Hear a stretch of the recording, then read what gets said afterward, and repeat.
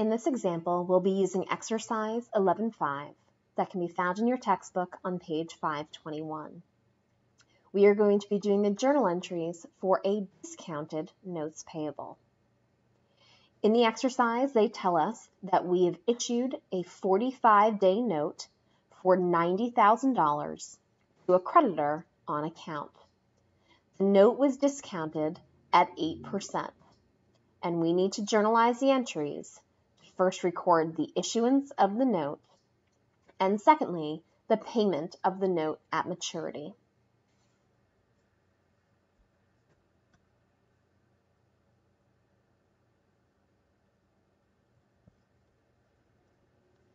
When we're talking about a discounted note, we are saying that the proceeds that we get are going to be less than the face value of the note. Basically, they are going to take the interest out at the beginning rather than us paying interest on top of our face value at the end of the period. We can issue a discounted note for one of three reasons. We can issue a discounted note for a loan of cash, for a purchase of merchandise, or to replace an existing accounts payable. In this problem, they tell us that we've issued a 45-day note for $90,000 to a creditor on account, meaning that we're issuing this note payable to replace an existing accounts payable.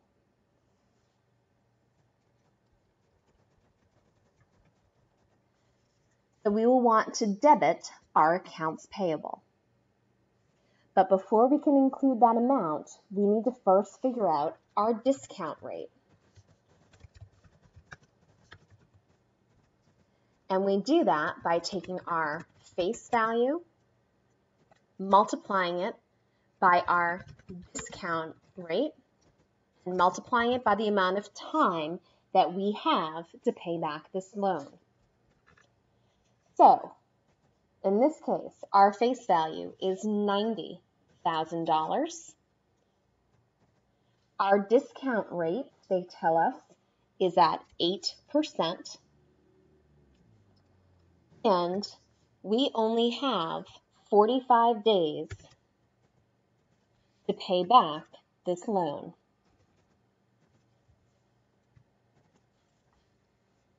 So again, the full face value of the note, which is $90,000, times the annual discount rate of 8%, multiplied by how many days we have to pay back the loan.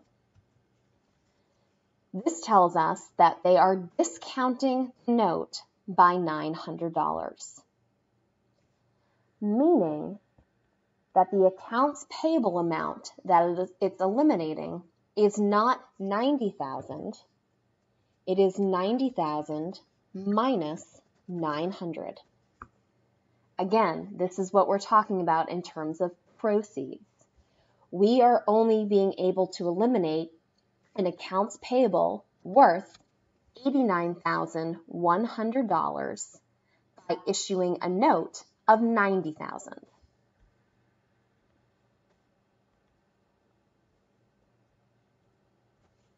The discount amount of $900 is seen as interest expense. And we have now issued the note at its full face value of $90,000. Please note that your notes payable will always be issued or recorded in the books of your company at the face value.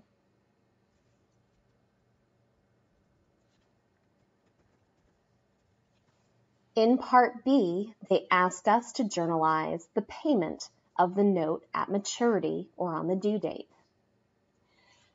We will eliminate our notes payable for the full face value of $90,000.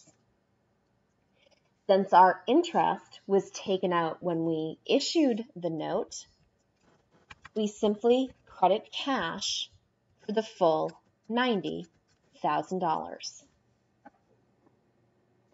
The key difference between a discounted note and an interest-bearing note is when interest is recognized and how much in terms of proceeds we receive.